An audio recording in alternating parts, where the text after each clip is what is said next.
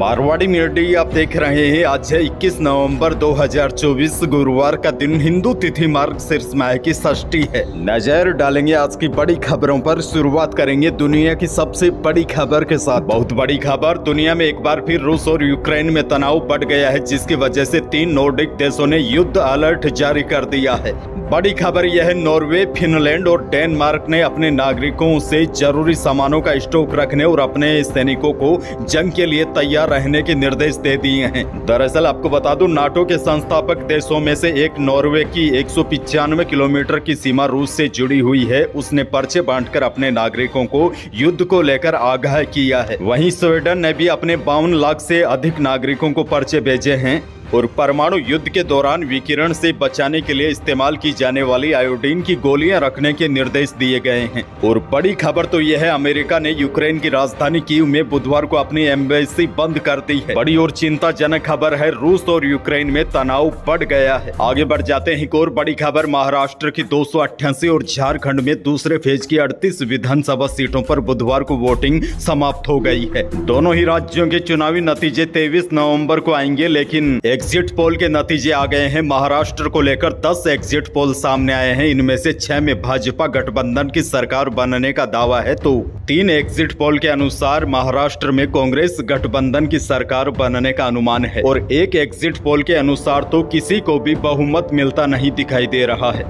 झारखंड के लिए भी अब तक 7 एग्जिट पोल सामने आए हैं। इनमें 5 में भाजपा गठबंधन को तो 2 में झारखंड मुक्ति मोर्चा और कांग्रेस गठबंधन को बहुमत मिलने के आसार जताए गए हैं।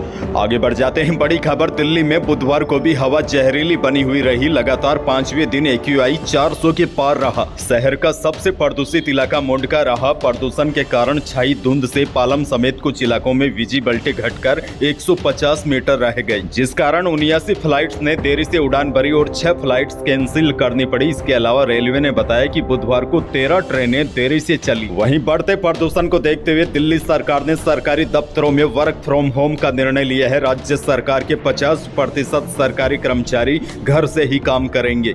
आगे बढ़ जाते हैं। राजस्थान से बड़ी खबर, यहाँ पर भी प्रदूषण से हालात बिगड़ रहे हैं। राज्य में बॉर्डर से लगने वाले जिलों में प्रदूषण बढ़ चुका है। लोगों का सांस लेना मुश्किल हो चुका है। कई जिलों में AQI 300 के पार पहुंच चुका है। चूरू, झुंझुनू, सीकर, बीकानेर और भिवाड़ी में air quality index red zone में है। बढ़ते प्रदूषण के कारण कई जगहों पर स्कूलों की छुट्टियां कर दी गई है। मीडिया रिपोर्ट्स की माने तो राजस्थान में सबसे पहले खेड़थल, तिजारा जिले में स्कूलों की छुट्टियां कर दी गई है। कक्षा 1 से 5वीं तक के स्कूली बच्चों की छुट्टी का ऐलान किया गया है।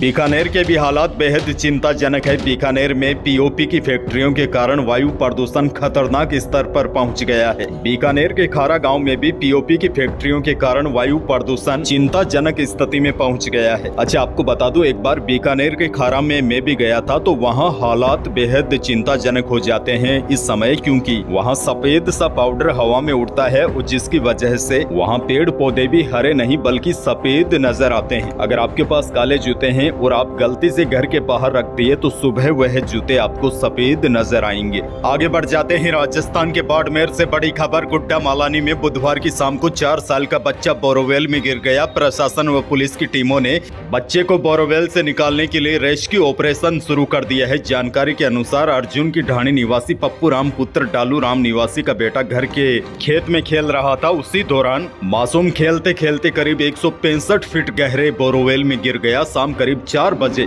एक बोरोवेल से दूसरे बोरोवेल में मोटर शिफ्टिंग की जा रही थी। ग्रामीणों के अनुसार मासूम दौड़ते दौड़ते आया और बोरोवेल में गिर गया। जहां बच्चा गिरा वो पुराना बोरोवेल है, उसमें पानी भरा हुआ है। लेकिन दुखद खबर यह है, बच्चे को बचाया नहीं जा सका। रात करीब 10 बजे बच्चे की मौत हो गई। बच्चे का शव बाहर निकाल लिया गया है। आगे बढ़ेंगे। एक और बड़ी खबर, जितेंद्र सिंह राजस्थान के पहले अग्निवीर होंगे जिन्हें शहीद का दर्जा दिया जाएगा। वे 2022 की अग्निवीर भर्ती में सेना में शामिल हुए थे। जितेंद्र मई 2024 में जम्मू कश्मीर के पुंछ के राजौरी इलाके में आतंकी सर्च ऑपरेशन के दौरान गोली लगने से शहीद हो गए थे। वे पैरा स्पेशल फोर्स के हिस्सा थे। सोमवार को अलवर जिले के रेणी क्षेत्र के नवलपुरा मोरोड गांव में उनके परिवार को शहीद के दर्जे का पत्र सौंपा गया है। अब राज्य सरकार के जरिए शहीद को मिलने वाला पैकेज उनके परिजनों को दिया जाएगा।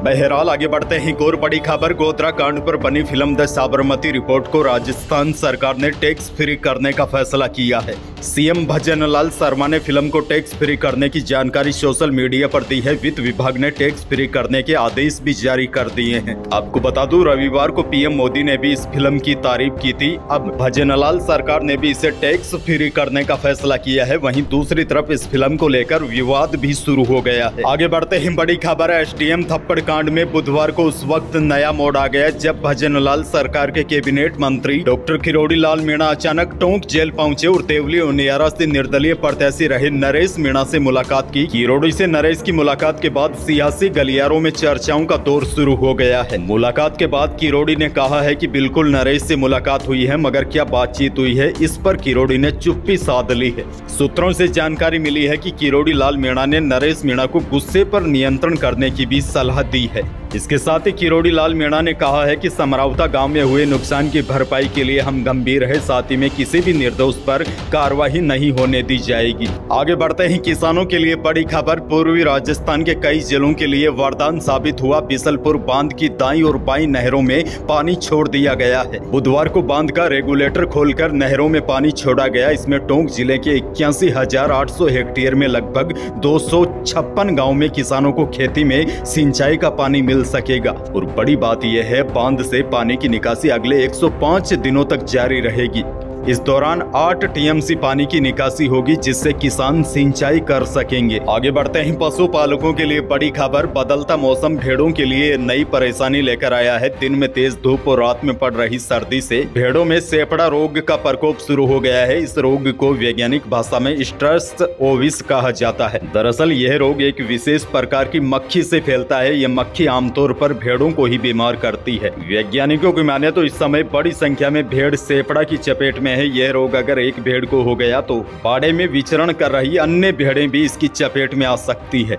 डॉक्टरों ने कहा है कि अपने बाड़े को साफ रखें। रोग को देखते हुए संस्थान के वैज्ञानिकों ने इलाज भी शुरू कर दिया है। अच्छा, इस संक्रमण से पेट में पल रहा मेमना भी कमजोर हो जाता है। इससे बचाव यही है कि एक बार ही कीड़े मारने वाली दवा पिला दी जाए ताकि लार्वा बढ़ने से रोका जा सके।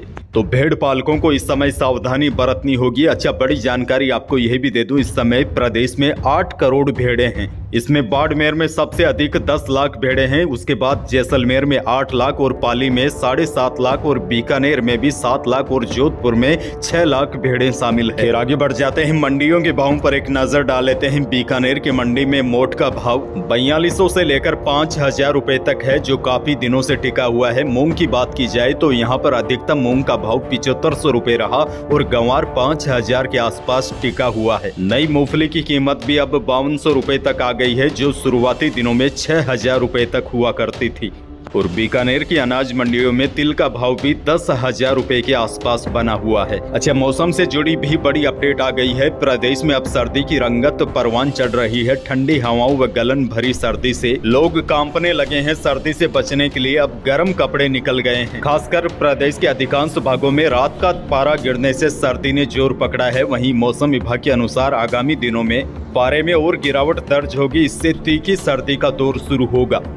अंत में बड़ी खबर आपको ये भी दे दूं, केंद्रीय माध्यमिक शिक्षा बोर्ड ने बुधवार को घोषणा की है कि 10वीं और 12वीं की बोर्ड परीक्षाएं 15 फरवरी से शुरू होगी। देर रात जारी अधिसूचना के मुताबिक 10वीं की परीक्षाएं 18 मार्च को समाप्त होगी, जबकि कक्षा 12वीं की परीक्षाएं 4 अप्रैल 2025 को समाप्त होगी। यानी कि केंद्रीय माध्यमिक शिक्षा बोर्ड ने 10वीं और 12वीं की परीक्षा का टाइम टेबल घोषित कर दिया है। परीक्षा 15 फरवरी से शुरू होगी। बड़ी बात यह है, पहली बार डेट शीट परीक्षा शुरू होने से करीब 86 दिन पहले ही जारी की गई है। यही थी आज की बड़ी और महत्वपूर्ण खबरें। वीडियो को लाइक करना बिल्कुल न भूलिए और चैनल पर नए हैं तो सब्सक्राइब जरूर कीजिए ताकि आप अपडेट रहे बड़ी और काम की खबरों से।